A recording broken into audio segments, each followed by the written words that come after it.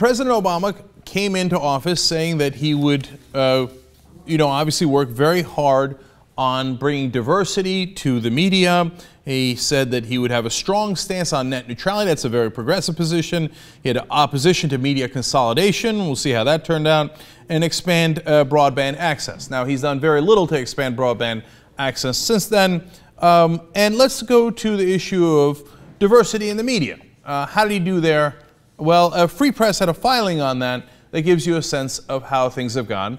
Based on the information they had from 2006, obviously President Obama came in 2009, to 2011. So this is a little bit in Bush administration and a little bit in Obama's administration. But as you can see, during the Obama years, there was no turnaround. Let me give you the exact quote here. There has been nearly a 20% decline in the level of minority ownership since 2006, and a net loss of 6 minority-owned stations since the Commission last collected data in October of 2011. That doesn't sound very good. It doesn't seem like there was much of an effort made to diversify media. Now, when it comes to commercial television stations, well, the record's actually much worse. Same filing. In a nation where African Americans comprise 13% of the population, there are only 5 African American owned full power commercial TV stations, just 0.4% of the total.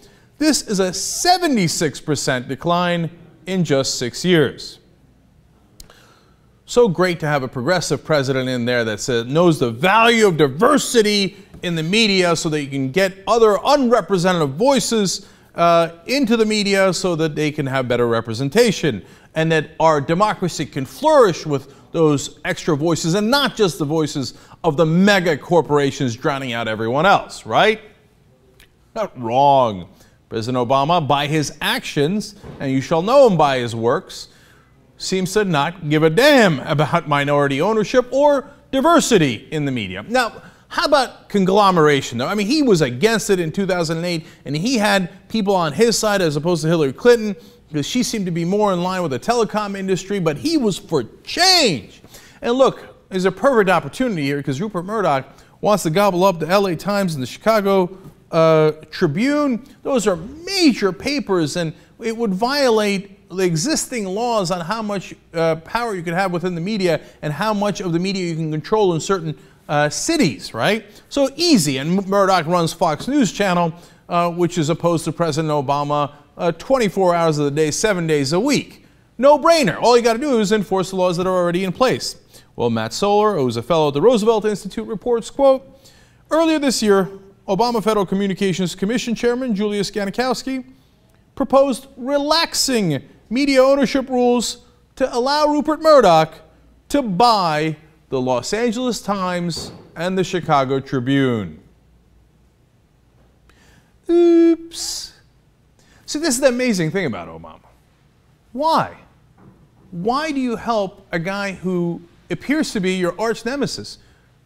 The guy who is conglomerating media in a way that not only hurts the whole country and hurts our actual practical right to free speech. Yes, I mean, you can go speak in your basement, but if you're not on TV, you're not online, etc., it's a little harder for people to hear you.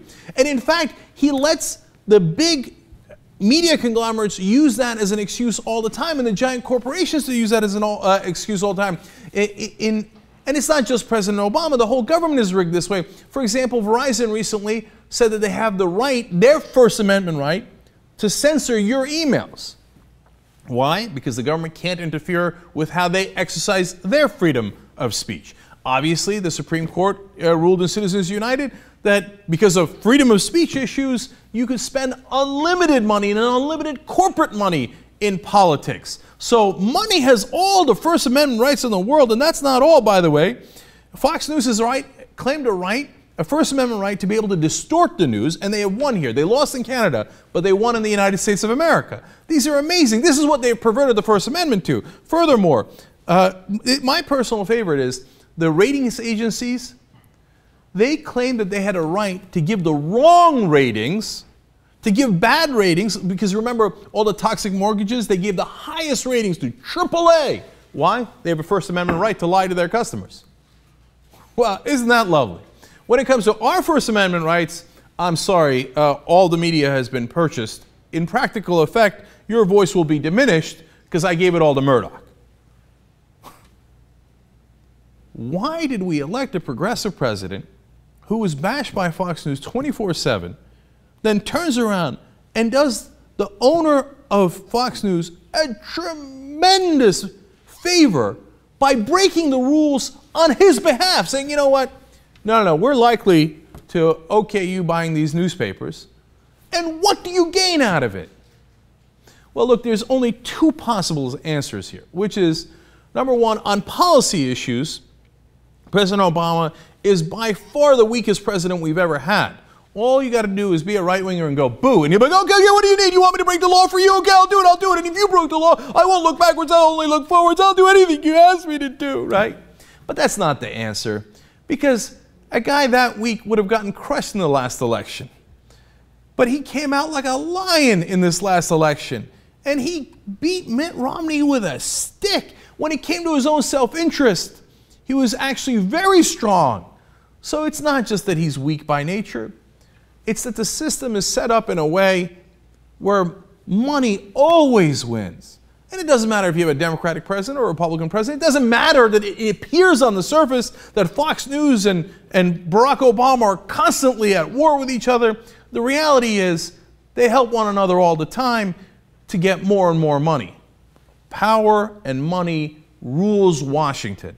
Now, I don't see Fox News, to be fair, helping Obama a lot. Okay, that doesn't appear to be the case to the naked eye.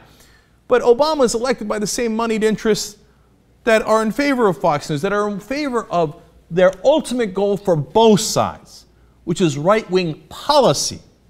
Not necessarily political victories for the Republican Party, but policy victories. That's why after President Obama is elected, he starts talking about how he might cut Social Security and Medicare, and that in fact he will not raise taxes on everyone making about $250,000. What could he do? He had to do a deal with the Republicans. No, he had to do a deal where people that already have power and money get more power and money. And that is what dictates all of the decisions, not just the grand bargain, not just the Environmental Protection Agency, not just the rules regarding Wall Street, but even the rules in the media where the guys who appear to be warring, in fact, all benefit when President Obama does Fox News this enormous favor. That's how this game is rigged, man.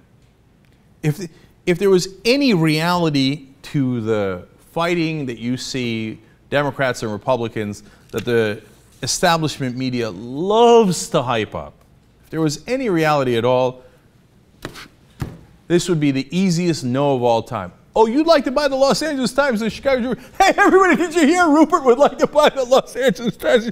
Oh, it's illegal right now, but you'd like me to change the law so that it's not illegal. Oh, that's a good one, Rupert. Get the fuck out of here. That's how it would go down.